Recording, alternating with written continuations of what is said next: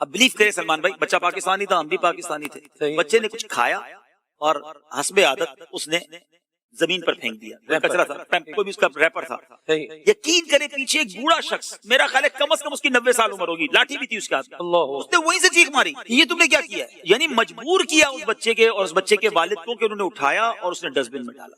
اس کو کیا پڑی تھی؟ اب اس کا اپنا وطن تھا۔ ملک ایسے صاف نہیں ہوتے، ملک میں قانون ایسے نافذ نہیں ہوتا۔ جب ایچ اینڈ ایوری کنٹری میڈ، کنٹری میں رہنے والا اپنی اس کو وطن سمجھ لیتا ہے کہ یہ میرا گھر ہے۔ بھائی آپ کے گھر میں کچرا کیوں نہیں ہوتا؟ گھر کے باہر کیوں ہوتا ہے؟ کیونکہ آپ گھر کے اندر اپنا سمجھتے ہیں، گھر کے باہر اپنا نہیں سمجھتے۔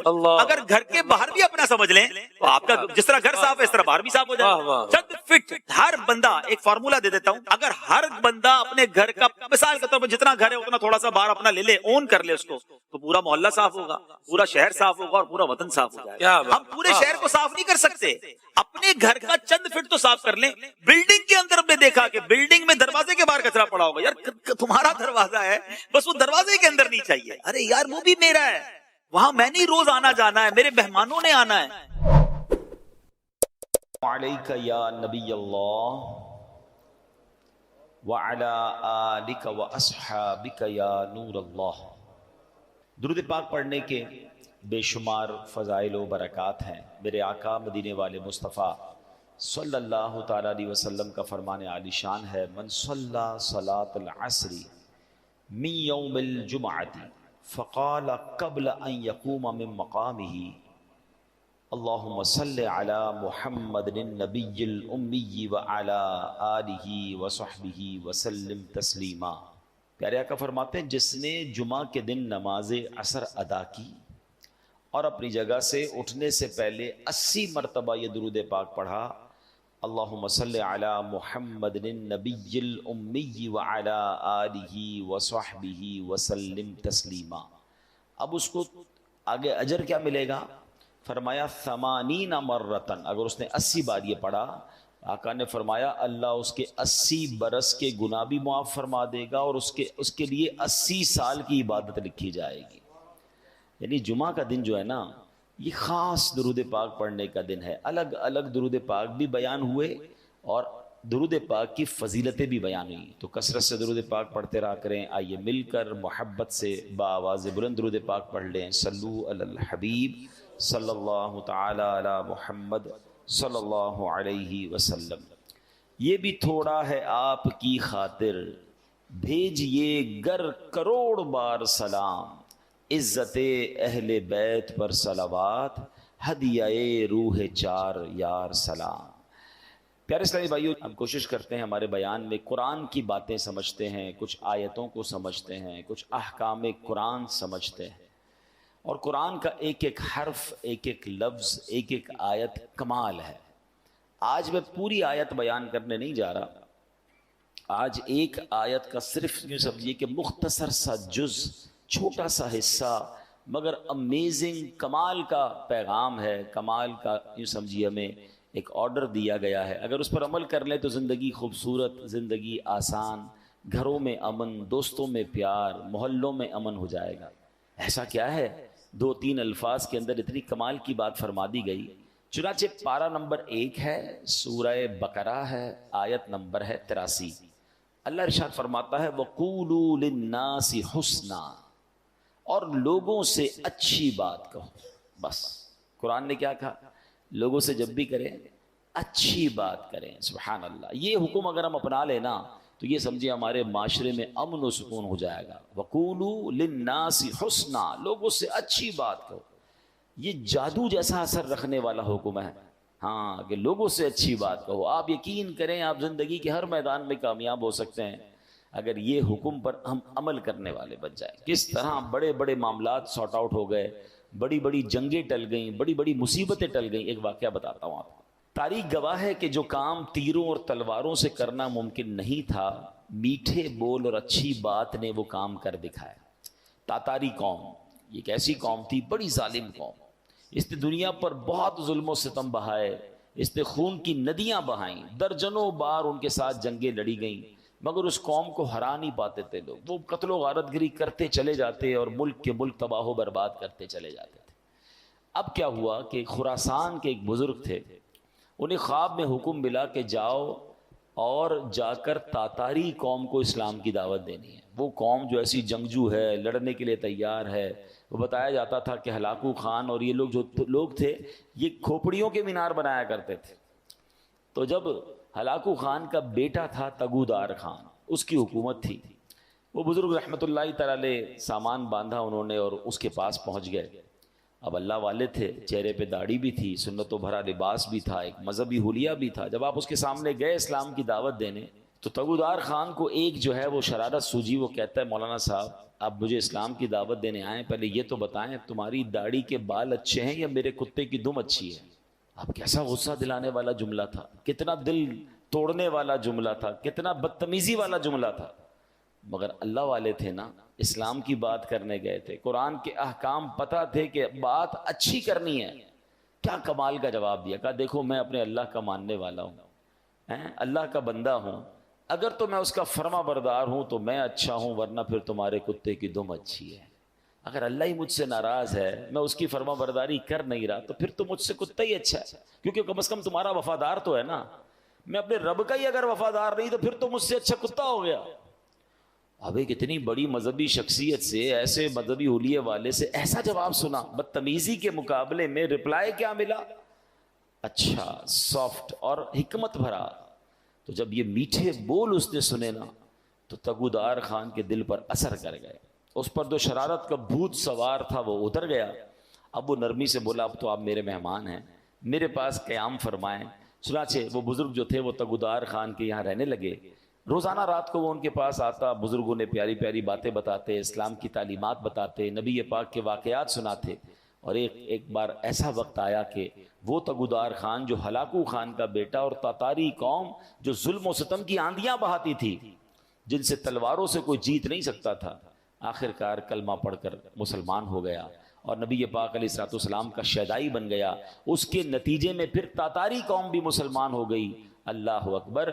یوں میٹھے بول کی برکت سے خوخار قوم جو تھی, جو تلواروں سے زیر نہ آئی, وہ اچھی بات اور اچھی طریقے سے گفتگو کرنے کی وجہ سے وہ زیر ہو گئی اور وہ مسلمان ہو گئے. اے میرے پیارے اسلامی بھائیوں, جو اصل بات سمجھانے کا مقصد ہے کہ بہت ساری چیزیں لڑائی جھگڑے سے نہیں, اچھی بات کر کے حاصل کی جا سکتی ہیں. تیکھے بول, چبھتے ہوئے جملے, لڑنے والی باتیں دشمنیاں تو پیدا کر سکتی ہیں, دوست نہیں بنا سکتی ہیں. ہمارا پرابلم یہ ہے کہ ہم قرآن کے اس حکم پر عمل کرنے میں کامیاب نہیں ہو رہے. بڑا پیارا شعر ہے نا, ہے فلاح و کام رانی نرمی و آسانی میں, ہر بنا کام بگڑ جاتا ہے نادانی میں. آپ نے دیکھا ہوگا ایک جملہ بندہ کہہ دیتا ہے رشتہ ختم ہو جاتا ہے, ایک جملہ ایسا کہہ دیتا ہے دوستی ختم ہو جاتی ہے, ایک جملہ ایسا کہہ دیتا ہے پارٹنرشپ ختم ہو جاتی ہے. اچھا, بعد میں بندہ برسوں سوچتا رہتا ہے کاش یار وہ جملہ نہ کہتا, مجھے کیا ہو گیا تھا, میں نے کیوں ایسی بات کر دی تھی. میں نے پہلے بھی بیان میں ایک بات بتائی ہے, ہماری جسم میں جتنے بھی باڈی پارٹس ہیں نا, اس کا کوئی گارڈ نہیں ہے, کوئی روک نہیں ہے, مگر زبان وہ واحد پارٹ آف دا باڈی ہے جس کے 32 گارڈ ہیں. 32 دانتوں کے پیچھے زبان کو رکھا گیا ہے کہ بندہ پہلے سوچ لے پھر بات کرے. مگر جب یہ زبان چلتی ہے تو 32 پہرے داروں کا خیال بھی نہیں رکھتی اور کسی کا دل توڑ دیتی ہے, کسی کا گھر توڑ دیتی ہے. قرآن نے کیا حکم دیا, ہم آج بات قرآن کی کر رہے ہیں. اللہ فرماتا ہے وَقُولُوا لِلنَّاسِ حُسْنًا, اور لوگوں سے اچھی بات کہو. کاش ہمیں اچھا بولنا نصیب ہو جائے, میٹھا بولنا نصیب ہو. کڑوا بولنا بہت سارے لوگوں کو آتا ہے, ایسے ایسے جملے ڈھونڈ کر لاتے ہیں اور سامنے والے کو کہتے ہیں کہ اس کا دل چھلنی ہو جاتا ہے, اس کو اس قدر غصہ آ جاتا ہے کہ بات پھر لڑائی تک پہنچ جاتی ہے. نہیں میرے پیارے اسلامی بھائیوں, اس طرح کی باتیں کرنے کا کیا فائدہ. اب اتنی کڑواہٹ ہے لوگوں کی زبان میں. اب موٹر سائیکل پر جا رہے ہیں, سائیکل پر جا رہے ہیں, گاڑی میں جا رہے ہیں یا رستے میں جا رہے ہیں, کسی کی ٹھوکر لگ گئی, وہ انسان ہے نا, غلطی ہو جاتی ہے, اندھا ہے کیا, دیکھ کر نہیں. اسٹارٹ ہی تیکھے جملوں سے ہو رہا ہے, آنکھیں نوچ لوں گا تمہاری, جانتا بھی میں کون ہوں. یعنی everybody is ready to fight. معافی, درگزر ہیں, عفو کہاں گیا. ہم کیوں کسی کو یہ احساس نہیں دلاتے کہ ہو جاتی ہے انسان سے غلطی. کیا آپ سے غلطیاں نہیں ہوتی؟ مجھ سے مسٹیک نہیں ہو سکتی؟ کیا ہر مسٹیک, ہر غلطی کی سزائے موت ہی دینی ہے؟ وہ لوگ جو اس طرح سختیاں کرتے ہیں، اس طرح ان کے جملے کڑوے ہیں، وہ تنہا رہ جاتے ہیں. مجھے ایک بات بتائیں، آپ کی لائف میں بھی ایسے بہت سارے لوگ ہوں گے جن سے بات کرنے کو آپ کو جی نہیں چاہتا ہوگا. ہیں کیوں نہیں چاہتا؟ کیونکہ ان کی بات میں کڑواہٹ ہے، ان کی بات ہمیشہ سختی سے شروع ہوتی ہے، ان کی بات میں چبن ہے. ایسے لوگ تو مسجد میں آنے والوں کو ناراض کر دیتے ہیں. اب مسجد میں بچے آتے ہیں، ٹھیک ہے، بچے تو بچے ہی ہوتے ہیں نا، ان کو کیا پتا شرارت کرنی ہے نہیں کرنی. ان کے والد کا کام ہے، بڑے بھائی کا کام ہے کہ مسجد میں ایسے بچوں کو لائیں جو شرارت نہ کریں، شور نہ کریں. لیکن اگر کوئی بچہ کر بھی بیٹھا تو کیا اس کا انداز یہ ہوگا کہ اس بچے کو تھپڑ مار دیا جائے، اس بچے کو اتنا ڈانٹا جائے، اتنا ڈرا دیا جائے کہ آئندہ وہ مسجد میں آنے سے ڈر جائے. آپ نے آنے والی نسل کو مسجد میں آنے سے ڈرا دیا کہ نہیں بھائی مسجد میں تو بڑے خطرناک انکل ہوتے ہیں. نہیں، پیار سے، محبت سے ہمیں تو اپنی نسلوں کو آگے مسجدوں میں نمازی بنانا ہے. آج دیکھیں آہستہ آہستہ نوجوان دور ہوتا جا رہا ہے مسجد سے، اور ہم اگر آنے والے نوجوانوں کو، آنے والے بچوں کو دیکھیں جو کبھی کبھی آتا ہے اس کو مسجد کے آداب نہیں پتا ہوتے. آپ نے واقعہ سنا ہوگا، اسلام کے ابتدائی دور تھا، ایک شخص ابھی نیا نیا مسلمان ہوا تھا، مسجد نبوی میں آیا، اس کو پیشاب کی حاجت ہوئی، اس نے مسجد میں پیشاب کرنا شروع کر دیا.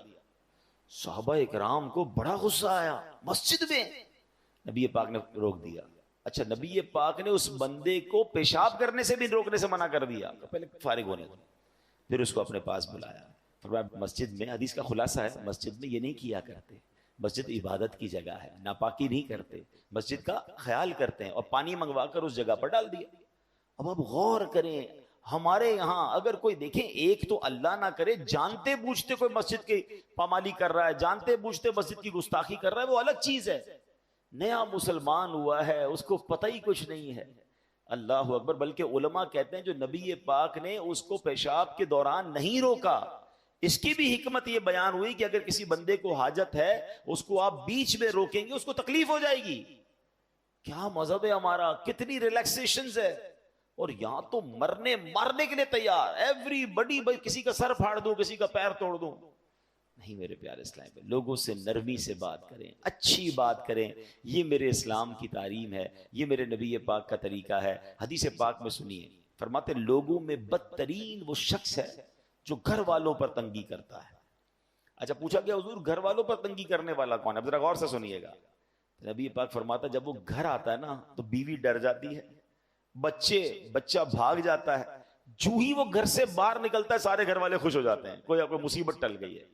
یعنی جو گھر والوں کے لیے ڈراؤنا ہے نا، فرمایا بدترین ہے وہ شخص.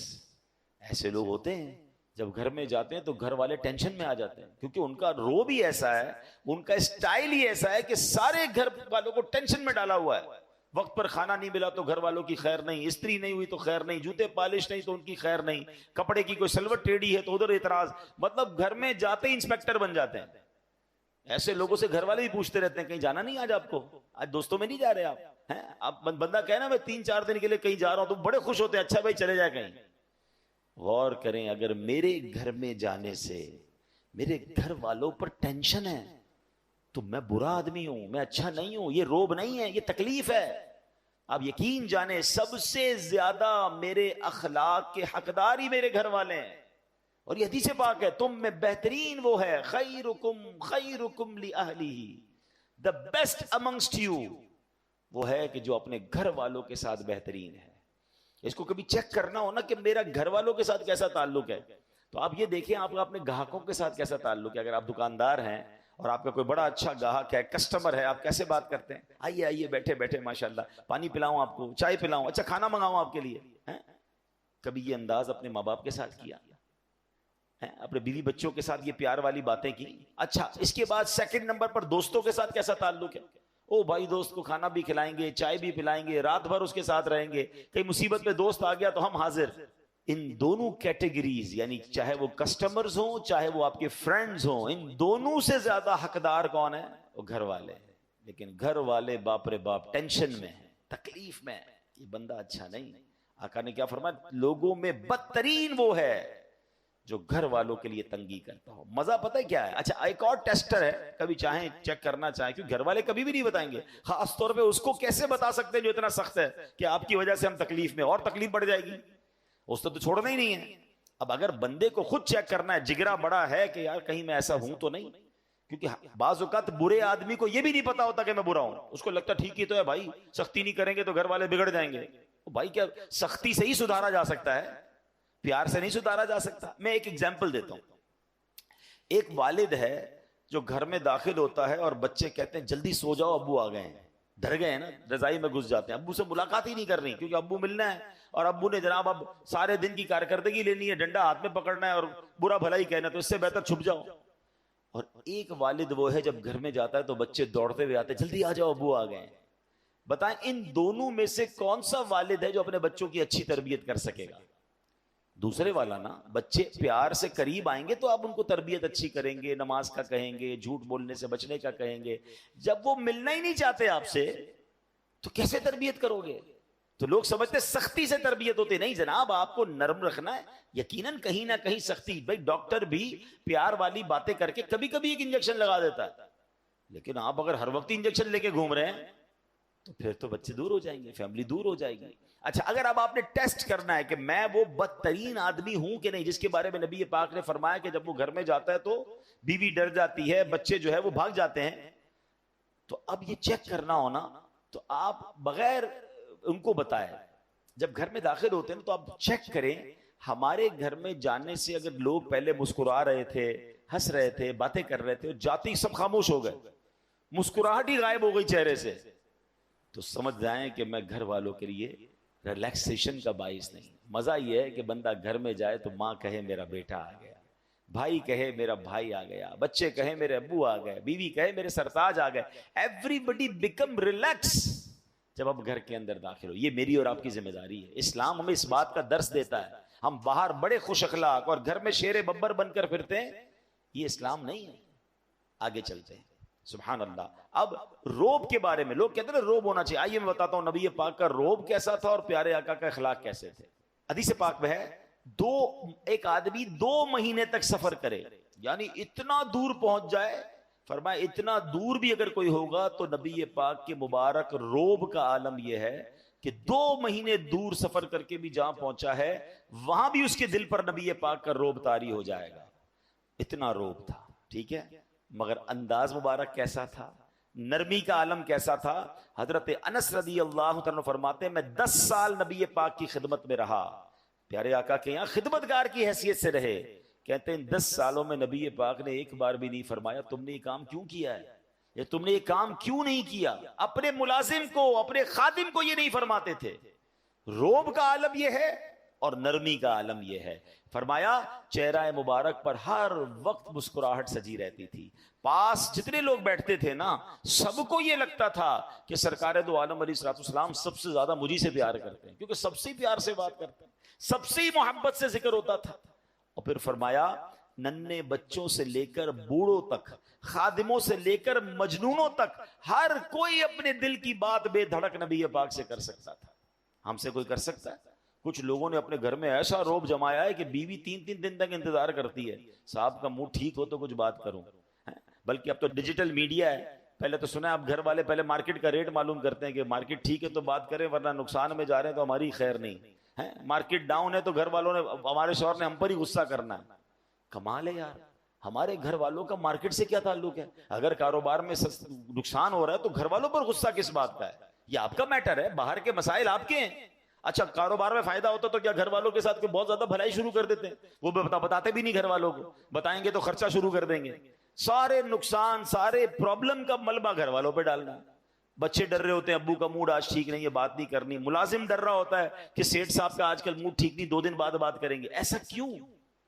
نبی پاک سے جو جس وقت چاہتا بات کرتا، بے دھڑک بات کرتا. آپ آسان رہے لوگوں کے لیے. ہم نے آج بیان جو شروع کیا ہے وہ قرآن پاک کے خوبصورت حکم سے شروع کیا ہے کہ اللہ کریم نے قرآن مجید میں ہمیں یوں سمجھیے زندگی کو آسان بنانے کا ایک فارمولہ عطا فرمایا. اور کیا فرمایا؟ وَقُولُوا لِلنَّاسِ حُسْنًا، اور لوگوں سے اچھی بات کہو. آپ یقین کریں جس نے اس فارمولے پر عمل کر لیا نا اس کی زندگی آسان، اس کی فیملی خوش، اس کے دوست راضی، وہ ہر جگہ ترقی کرنے لگتا ہے. اب آپ خود دیکھیں ایک دکاندار ہے، سودا بڑا اچھا ملتا ہے مگر جب جاؤ اس کی زبان پر سختی ہے، گالیاں ہیں، جھاڑتا ہے. سودا ایسے دیتا ہے جیسے بھیک دے رہا ہے. ادھر گاہک جائیں گے یا ایک ایسا دکاندار ہے جو ہر آنے والے گاہک سے محبت سے بات کر رہا ہے، پیار سے بات کر رہا ہے، طبیعت بھی پوچھ رہا ہے. بندہ کہتا ہے بڑا با اخلاق ہے. اخلاق کی برکت سے کاروبار بھی بڑھتا ہے، اخلاق کی برکت سے عزت بھی بڑھتی ہے، ترقی ملتی ہے اس کو. ایک ہی ادارے میں دو بندے جاب کر رہے ہیں، ایک سب سے دوستی، پیار، محبت، ٹیک کیئر کرنے والا، اور ایک سب سے لڑنے والا. بتاؤ ترقی کس کو ملے گی؟ با اخلاق کو ترقی ملے گی. یعنی یہ کہ وَقُولُوا لِلنَّاسِ حُسْنًا، لوگوں سے اچھی بات کہو، یہ آپ کے کاروبار میں ترقی کروا دے گا، یہ آپ کی نوکری میں ترقی کروائے گا، یہ آپ کی عزت میں ترقی کروائے گا، یہ آپ کے فیملی میں محبتوں کو بڑھائے گا. یہ ایک چھوٹا سا حکم جو ہے نا وہ میری پوری لائف کو آسان کر سکتا ہے. لیکن لوگوں کو یہ بات سمجھ نہیں آتی. کچھ لوگوں کے منہ سے پھول جھڑتے ہیں اور کچھ لوگوں کے زبان سے انگارے جھڑتے ہیں. انہیں احساس نہیں ہو رہا کہ میں کتنوں کا دل توڑ رہا ہوں، کتنوں کو تکلیف پہنچا رہا ہوں. کاش یہ بات ہمیں سمجھ آ جائے. میرے پیارے اسلامی بھائیوں، اب ایک اور واقعہ سنیے. نبی پاک کے سمجھانے کا انداز، ایک ہمارے سمجھانے کا انداز. پتہ نہیں ہے نماز کیسے پڑھتے ہیں، پتہ نہیں ہے تلاوت کیسے کرتے ہیں، پتہ نہیں مسجد کا ادب کیا ہے، ایسے ڈانٹ کے سمجھائیں گے کہ بندہ پہلے ڈر جائے. اب پیارے آقا علیہ الصلوۃ والسلام کا دور ہے اور وہ حضرت معاویہ بن حکم سلمی رضی اللہ عنہ صحابی رسول ہیں، اپنا ہی واقعہ بیان کرتے ہیں. کہتے ہیں میں شروع میں جب میں نماز فرض ہوئی نا تو نماز کے دوران باتیں کرنے کی اجازت تھی.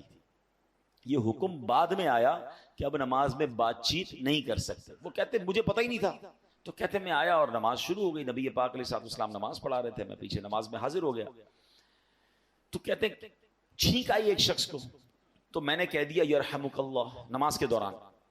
تو صحابہ کرام کچھ تھے جنہوں نے مجھے بڑی تیز نظروں سے دیکھا، تو مجھے پتہ ہی نہیں تھا کہ بات نہیں کر سکتے. میں نے کہا کیوں دیکھ رہے ہو مجھے تیز نظروں سے؟ نماز میں ہی وہ کہہ رہے ہیں آپ مجھے کیوں ایسے دیکھ رہے ہیں؟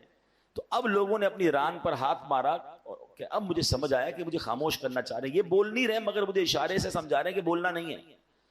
کہتا ہے میں نے نماز کمپلیٹ کر لی. جب نماز پوری ہوئی تو نبی پاک علیہ الصلوۃ والسلام نے مجھے اپنے پاس بلایا. اور نبی پاک سے بڑھ کر بہترین سمجھانے والا کون ہے، بہترین معلم کون ہے؟ کہتے ہیں نبی پاک علیہ الصلوۃ والسلام نے نہ مجھے ڈانٹا، نہ برا بھلا کہا، نہ جھڑکا، بلکہ فرمایا نماز میں باتیں نہیں کرتے، نماز میں تو اللہ پاک کی تسبیح کرتے ہیں، تکبیر کہتے ہیں، قرآن کی تلاوت کیا کرتے ہیں. کہتے ہیں بس نبی پاک نے بٹھا کر مجھے یہ سمجھا دیا. یہ بھی تو ایک انداز ہے نا. ایک بندے کو حکم پتہ ہی نہیں ہے اور آپ جناب اس پر چڑھ دوڑیں، یہ نہیں ہوتا. خاص طور پر اگر آپ نے اسلام کی بات سکھانی ہے، دین سکھانا ہے. پہلے ایک بات سمجھیے، اگر آپ اپنے بچوں کو نمازی بنانا چاہتے ہیں، قرآن پڑھانا چاہتے ہیں، یا آپ کسی نیکی کے کام کو پھیلانا چاہتے ہیں، تو ایک بار یاد رکھیں کہ آپ اچھا کر رہے ہیں تو کوئی ہے جو اس کو بگاڑنا بھی چاہتا ہے. جب بھی بندہ اللہ رسول کی بات کرے گا نا تو اس کی مائنڈ میں ہونا چاہیے میرا ایک دشمن ہے جو اس بندے کو دین کی طرف نہیں آنے دینا چاہ رہا. کیونکہ شیطان تو کبھی بھی نہیں چاہے گا نا. یعنی آپ سارے ماشاءاللہ جو مسجد میں آئے ہیں نا تو ایک طاقت تھی جو آپ کو روکتی رہی اور آپ اس کو یوں سمجھے چیرتے ہوئے آ گئے مسجد میں. ماشاءاللہ ایمان مضبوط تھا. لیکن ایسا کئی لوگوں کے ساتھ ہوتا ہے جو گھر سے نکلتے ہیں مسجد کے لیے، شیطان پہنچنے نہیں دیتا، یار اگلی بار جائیں گے، آج گرمی بڑی ہے، چلو یار آج رہنے دو. گھر سے نکلا تھا حالانکہ نماز کے لیے، مگر شیطان نے بدل دیا. تو آلویز جو دین کا داعی ہے اسے یہ سوچنا ہوگا، جو کسی کی اصلاح کرنا چاہتا ہے اس کو یہ سوچنا ہوگا کہ میں اصلاح کرنا چاہتا ہوں، شیطان دور کرنا چاہتا ہے. ہم دونوں کی لڑائی چل رہی ہے. ذرا سی میں نے سختی کی تو یہ بندہ شیطان کی مان کے دور چلا جائے گا. نرمی، پیار، محبت اتنا دو کہ وہ شیطان کی نہ مانے، آپ کی بات مانے اور اللہ رسول کی طرف آ جائے. لیکن اگر سمجھانے والا ہی سخت ہو گیا، سمجھانے والا ہی ڈانٹنے والا ہو گیا، تو پھر تو بہت آسانی سے شیطان دور لے کے چلا جائے گا. تو یہ بہت ضروری ہے ان تمام لوگوں کے لیے جو ٹیچرز ہیں، جو والد ہیں، جو تنظیم کے بڑے ہیں، جو کسی کمیونٹی کے بڑے ہیں، کسی خاندان کے بڑے ہیں. اگر آپ کو اللہ نے مقام دیا ہے اور آپ لوگوں کو کچھ گائیڈ کرنا چاہتے ہیں، you have to be soft, نرم، شفقت. آپ کی زبان سے پھول جھڑنے چاہیے کیونکہ آپ کا مقابلہ شیطان سے ہے. وہ چاہتا یہی ہے آپ بد اخلاقی کریں، میں لوگوں کو لے جاؤں. اور ایسا ہوتا ہے. کئی بدقسمتی سے دین کی بات کرنے والے بھی اتنے سخت ہوتے ہیں کہ لوگ پھر دین سے دور ہو جاتے ہیں. ایسا مت کیجیے، خدا کے واسطے ایسا مت. شیطان کھینچ رہا ہے اور یہ بندہ آپ کی بات سننے آ گیا ہے. اب تو پیار سے بات کیجیے، اب تو مسکرا کر بات کیجیے، اب تو نرمی کی بات کیجیے.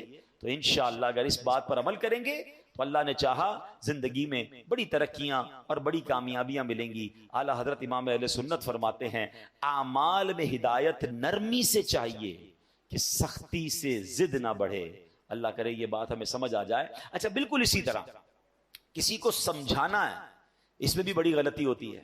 سب کے سامنے لوگ سمجھاتے ہیں, یہ میرا بیٹا جو ہے نا, اچھا رشتہ دار آئے ہیں گھر پہ, مہمان آئے ہیں, اور ان کے سامنے کہہ رہے ہیں یہ بیٹا میری بات مانتا نہیں ہے, بہت تنگ کرتا ہے, ذرا آپ بھی اسے سمجھا دیں. کیا اب وہ سمجھے گا آپ کی بات؟ سب کے سامنے آپ نے ذلیل کر دیا. بلکہ ہمارے ساتھ بھی ہوتا ہے کہ کسی بزرگ, کسی عالم دین کے پاس اپنے بیٹے کو لے کر لائن میں لگ کر آتے ہیں اور کہتے ہیں میرا بیٹا بڑا شرارتی ہے, مجھے بہت تنگ کرتا ہے, آپ ذرا اس کو سمجھا دیں. آپ سوچیں, آپ نے اس بیٹے کو اس دیندار آدمی کے سامنے ذلیل کر دیا, وہ کیسے اپنے باپ سے محبت کرے گا؟ ہونا کیا چاہیے تھا, والد آ کر کہتا میرا بڑا پیارا بیٹا, حضرت اس کے لیے دعا کر دیں. یہ بھی تو ہو سکتا ہے, دعائی کروانی تھی نا, اس کی برائی کرنا ضروری ہے سب کے سامنے.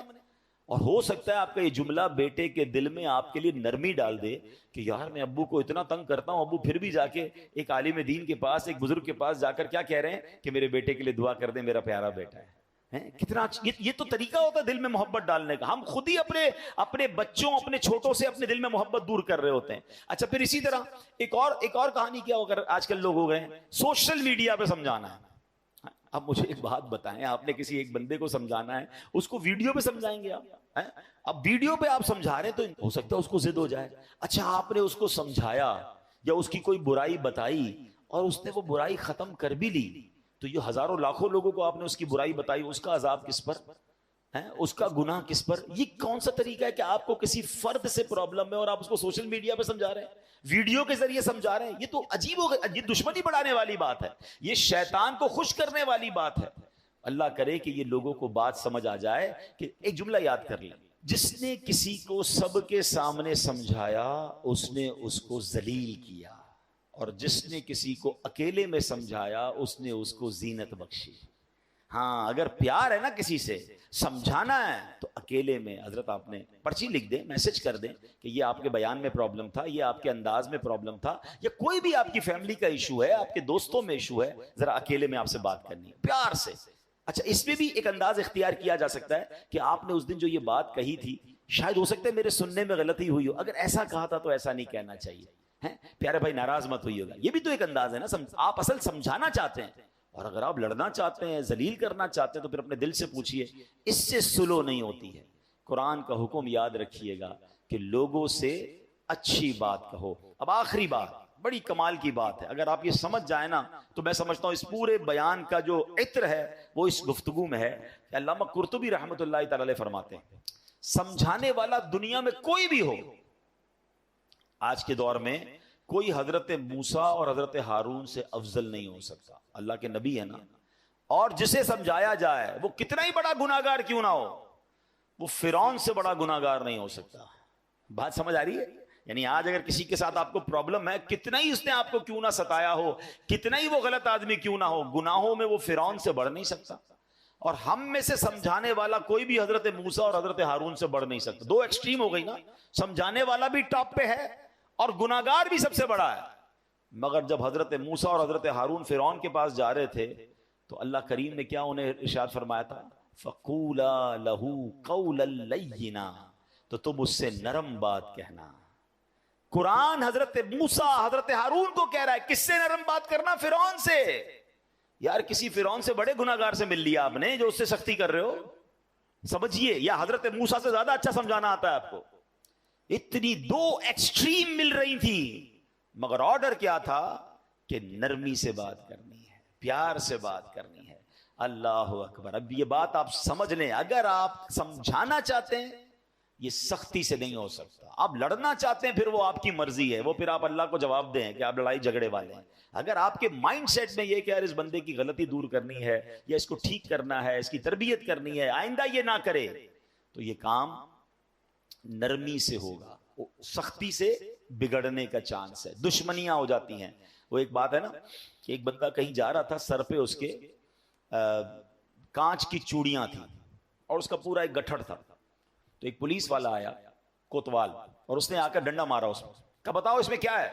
کہتا صاحب تھوڑی دیر پہلے تو چوڑیاں تھیں, اب تو کچھ بھی نہیں ہے. یعنی آپ ڈنڈا مار کر پوچھ رہے ہیں تو ٹوٹ گیا جو آپ پوچھنا چاہ رہے تھے, وہ تو چورا چورا ہو گیا. تو ہم بھی بعضوں کا ڈنڈا مار کے جو ہے نا سیدھا کرنا چاہ رہے ہوتے. کہتے نا پہلے ہی مٹکے میں سوراخ کر دو, اب جتنا پانی ڈالنا ہے تو پانی نے لیک ہی ہو جانا ہے, پانی بھرنا نہیں ہے. اب آپ ڈالے جائیں پانی, اب آپ سمجھاتے جائیں, پہلے تو سوراخ کر دیا آپ نے کسی کو گالی دے کر ڈانٹ کر ذلیل کر کر اب بٹھا کے سمجھا رہے ہیں، آپ اس کے مٹکے میں سوراخ کر چکے ہیں، اب ڈالے جائیں، وہ نکل رہا ہے، جو بھی ڈال رہے ہیں وہ نکل رہا ہے۔ تو کاش یہ بات سمجھ آ جائے کہ ہے فلاح و کامرانی نرمیوں آسانی میں، ہر بنا کام بگڑ جاتا ہے نادانی میں۔ صدقہ خیرات کی بات ہم بہت ساری کرتے ہیں، ٹھیک ہے، آج آپ کو ایک کمال کا صدقہ بتاتا ہوں، 1 روپیہ بھی خرچ نہیں ہوگا۔ غریب لوگ ذرا غور سے سن لیں، امیر بھی سنیں، کیونکہ امیر بھی کون سا روز خرچ کرتے ہیں، ٹھیک ہے نا، یہ بغیر خرچے کا صدقہ ہے۔ اللہ کے حبیب علیہ الصلوۃ والسلام فرماتے ہیں اچھی بات صدقہ ہے، ہائے ہائے، یعنی صرف مال سے صدقہ نہیں ہوتا، بلکہ ہر معمولی چھوٹی سے چھوٹی نیکی بھی اگر اخلاص کے ساتھ کی جائے تو اس پر صدقے کا ثواب ملتا ہے، حتیٰ کہ مسلمان بھائی سے میٹھی اور نرم باتیں کرنا بھی صدقہ ہے۔ تو یہ صدقہ تو روز کیا کرے نا بھائی، بغیر پیسے خرچ کیے ثواب مل ہی جائے گا، میٹر چل رہا ہے۔ اور اب میں آخری جملہ کہہ کر اپنی بات کو ختم کرتا ہوں۔ جو عاشقان رسول ہیں، جو نبی پاک سے محبت کرتے ہیں، اس حدیث میں ان کے لیے ڈر بھی ہے اور ان کے لیے خوشخبری بھی ہے۔ اللہ کے رسول علیہ الصلوۃ والسلام فرماتے ہیں کہ بے شک تم میں سے مجھے سب سے زیادہ پیارے، سنو آقا فرمانے تم میں سے سب سے زیادہ پیارے اور قیامت کے دن میرے نزدیک ترین وہ لوگ ہوں گے۔ اب مجھے بتائیں، میں آگے بندہ نہ بتاؤں کون ہے، انعام کیسا ہے؟ قیامت میں آقا کے سب سے قریب اور نبی پاک فرمائے میرے لیے سب سے زیادہ پیارے۔ سچی بات یہ میں اگلی جملہ نہ بھی کہوں نا تو ہم سب نے یہ سودا کر لینا چاہیے کہ وہ جو بھی کام ہے میں نے کرنا ہے، میری ساری زندگی ایک طرف، اگر میں نبی پاک کا پیارا ہو گیا اور قیامت کے دن پیارے آقا کے سب سے قریب ہو گیا تو پھر یہ کام کیوں نہ کروں؟ اور وہ کام کیا ہے؟ آقا فرماتے ہیں تم میں سے سب سے زیادہ اچھے اخلاق والے ہیں، جو زیادہ اخلاق والا ہے وہ آقا کو زیادہ پیارا ہے۔ اب غور کر لیں میرے اخلاق کیسے ہیں۔ اب اگلا جملہ جو ڈرانے والا ہے، تم میں سے مجھے سب سے زیادہ ناپسند اور قیامت کے دن مجھ سے زیادہ دور وہ لوگ ہوں گے جو برے اخلاق والے ہیں، جو زیادہ باتیں کرنے والے، منہ پھٹ بانچیں کھول کر اور منہ بھر کر باتیں کرنے والے، گالیاں دینے والے سوچیں، طنز کرنے والے سوچیں، لوگوں کی عزتیں اچھالنے والے سوچیں۔ اگر نبی پاک ناراض ہو گئے، میری بد اخلاقی کی وجہ سے قیامت کے دن مجھے دور کر دیا گیا میرے آقا سے، تو میں نے کدھر جانا ہے؟ اللہ کرے کہ ہمیں نبی پاک کے اخلاق کا صدقہ نصیب ہو جائے، ہماری زبان سے گالی گلوچ ختم ہو جائے، طنز ختم ہو جائے، لوگوں کی بے عزتیاں ختم ہو جائیں، ہم جوڑنے والے بنیں، ہم توڑنے والے نہ بنیں۔ اللہ کریم آج قرآن کے اس حکم کو جو ہم نے سنا عمل کرنے کی توفیق عطا فرمائے، آمین بجاہ النبی الامین صلی اللہ تعالی علیہ وسلم۔